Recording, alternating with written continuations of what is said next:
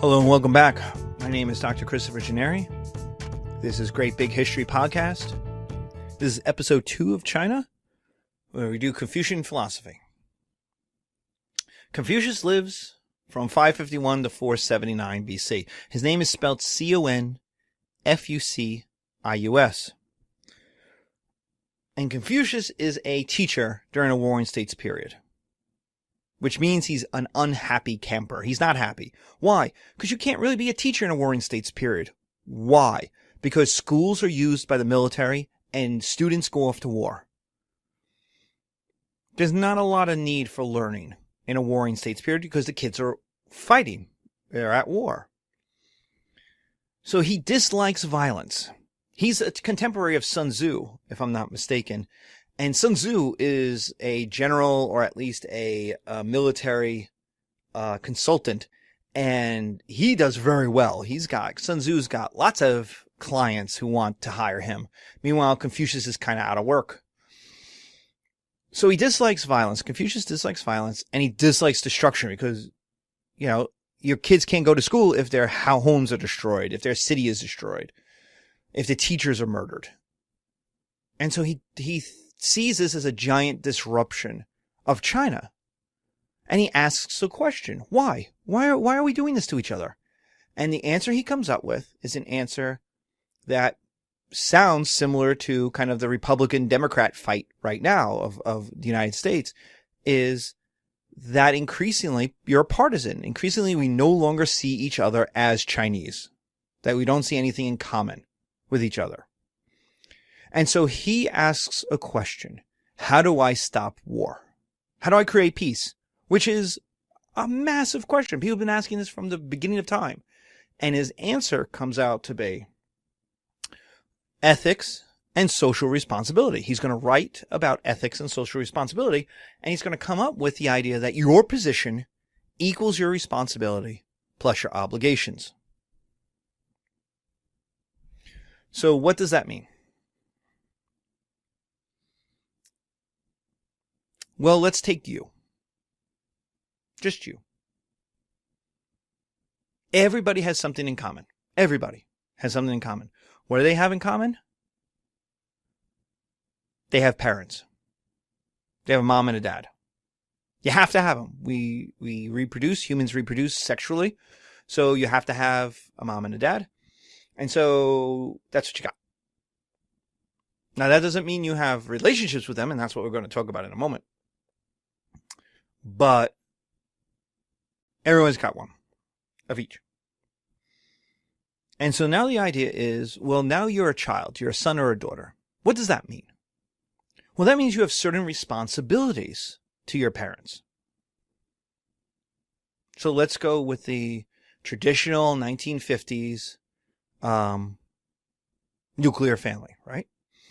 Let's use that as our model, because that's the extended nuclear family. The extended family is essentially our model for all of history until we start to get in vitro fertilization.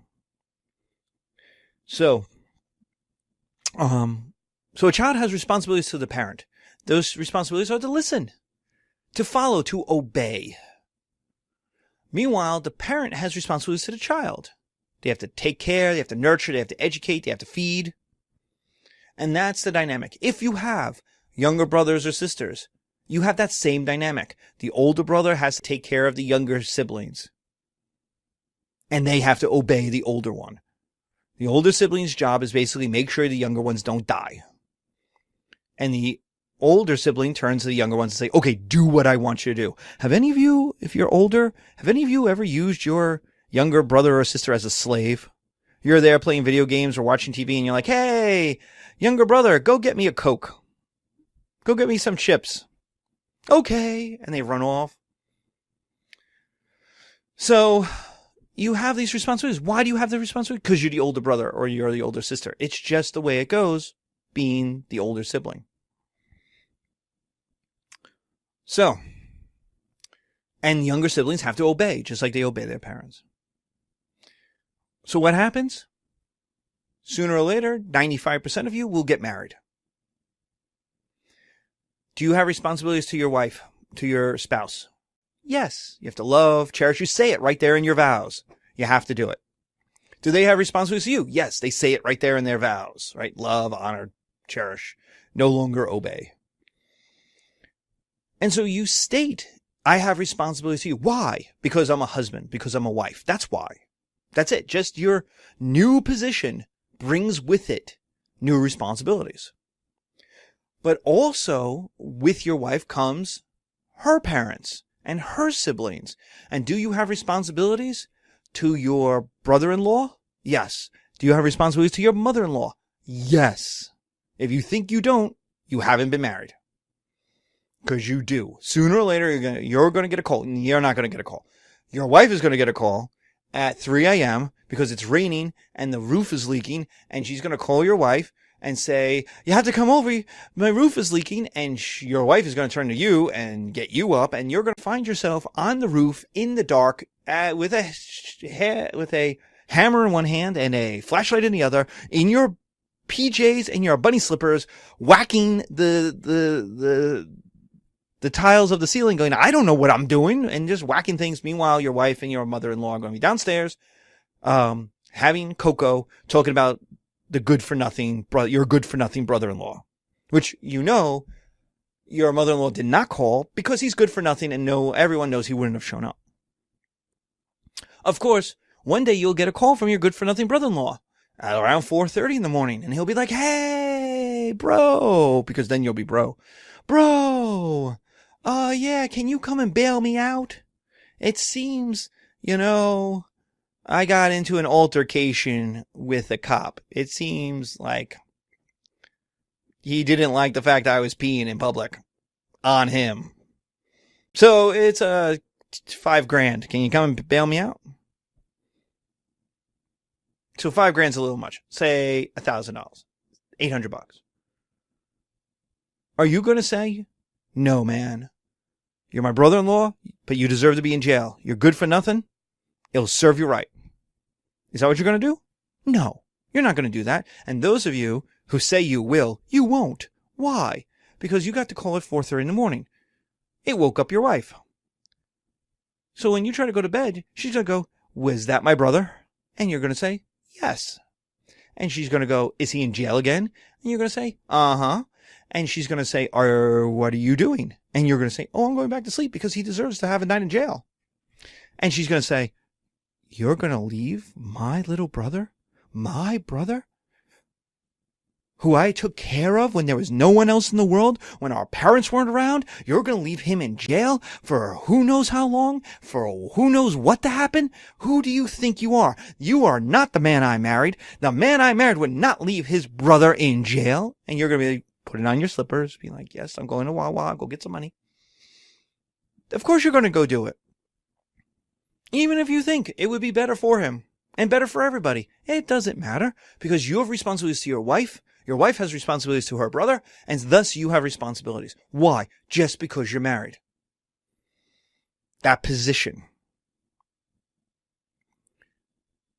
Do you have responsibilities to your sisters? To your wife's sister's wife? Yes. You have responsibilities to your wife's sister's wife. How do you know? Because it's 3 o'clock in the afternoon and it's pouring. And you get a call. Hey, it's Judith. You know your wife's sister's wife? My car just broke down. I'm about 3-4 blocks away. Can you come pick me up while we're waiting for the service guys to come? And if you say, I'm sorry, I do not approve of your lifestyle, and you hang up, guess what's going to happen? Within 5 minutes, you're getting a call from your wife. Who's going to say, who are you? Go get this girl. She's 3 blocks away. It's pouring. Do not leave her there. And you say, honey, we have had this discussion. I do not approve of their lifestyle. And hang up. What's going to happen 5 minutes after that? You're going to get a call from your mother. Being like, I got a call from your wife, who's a lovely woman, and I love her a lot. And she's telling me that her sister's wife is 3 blocks away and in trouble and distress, and you're not helping her out? Well, Mom, I don't care. No son of mine. I did not raise you to be that kind of person. The man I raised would go and help a woman in distress. You are, and you're going to be like, yes, mom. Uh-huh. Yeah. Uh-huh. Yes, mom. Yeah. Uh-huh. Yeah. Yeah. Okay. I'll go do it if you stop yelling at me, ma. Uh-huh. Why? Because you have obligations to your mom. You have obligations to your wife. Thus, you have obligations to the people you are connected to. And then there's the kids. You'll have kids.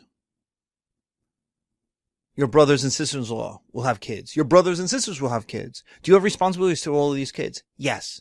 Do the grandparents have responsibilities to all of these kids? Yes. Do the kids have responsibilities to the grandparents? Yes. Do the kids have responsibilities to the aunts and the uncles? Yes.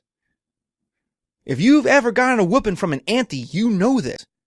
And the auntie's like, I know, I don't want to do this, but I have to do my job. And their job is to make sure you don't do something so stupid you get dead in their presence. Because if you do, then they're responsible. Because nobody is going to come in. Your parents are not coming in and being like, what happened? Oh, well, your son is dead. What? Why? Well, he was about to do something stupid. And I said, well, I would give you a whooping and stop you from doing this, but you're not my child. So I just let him do it. They would say, are you insane? You give the kid a whooping and you stop them from doing the thing that's going to kill him. Well, I didn't know where I was I didn't know what the rules were. No, you come in and you go, Mom, Auntie gave me a whooping. And be like, well, what did you do that was so wrong that she gave you a whooping? Well, I was about to get myself killed. And be like, well, she should have given you a whooping. You give you a whooping every time you're about to do something that's stupid. Why? Because you have obligations to these kids. And they have obligations to you. And so, everybody in the family has obligations to each other. Simply because of who they are. So you, one day, if you haven't had this moment happen already, you will one day have the weird moment where you will be a parent and a son at the same time. So you will be standing there with your child in your arm, and your parent will tell you how to raise that child. And you'll be like, but Mom, I am the parent. I can do this. And they'll be like, well, you should listen to me because I'm your parent. And you will be simultaneously two very different things. You are simultaneously a parent and a child, which gives you responsibilities and obligations of a child to a parent, but also as a parent to a child. And you'll have that fight. You'll be like, don't tell me when to put this child to bed. I know what I'm doing. I'm this boy's parent. I gave birth to him. I know what I'm doing. And the old aunties in the family will be like, oh, there she goes again. Oh, there he goes. Thinking they know what they're doing. Kids. Kids, and they're the parents now. But all of this is based on your position. Now, what Confucius then does is expand this. If you take two people together and combine them, you get a family. You combine families, you get a village. You combine villages, you get a city. You combine cities, you get a province. You combine provinces, you get China. You get the empire. You get China. And the idea is that everybody has obligations to everybody else. The emperor has obligations to me, the poor little farmer. What are those obligations? To protect me. To make sure my life goes well. To help me if I get hurt. Do I have responsibilities to the emperor? Yes. Pay taxes, follow the law, and if needed be, go defend the empire. Do I have responsibilities to the other people in the town? Yes. If I grow all the apples, I have to make sure that the apples are there in market so that people who don't have apples can buy them. The shoemaker has to show up for work because people need shoes. The horseshoe maker has to show up and make horseshoes for people whose horses need shoes. If they don't do their job, if they don't follow the rules of obligation, then the entire system breaks down. If everyone says, I don't need you, I can do whatever I want, well, it doesn't work that way. Everybody is codependent on everybody else. And so what Confucius is doing is showing without adding anything. This is the brilliance of Confucianism. He doesn't invent anything. He doesn't create anything. He just says, this is what you're already doing. Do you listen to your parents? And everyone will say, yeah.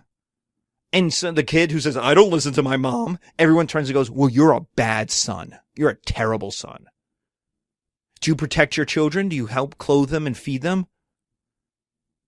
Everyone will say yes, except for that one person who says, no, I let them fend for themselves. Find your own food. Everyone will turn to that person and go, you're a terrible parent. We got to take your kids away from you. You're awful. And so what your position is, whether you're emperor or a shoe salesman or a farmer or a dad or a son or a wife or a mother or a cousin or an auntie or an uncle, all those jobs, all those positions bring with them responsibilities and obligations, things you have to do. Now, here's the thing. Confucianism is never very popular because it's not sexy.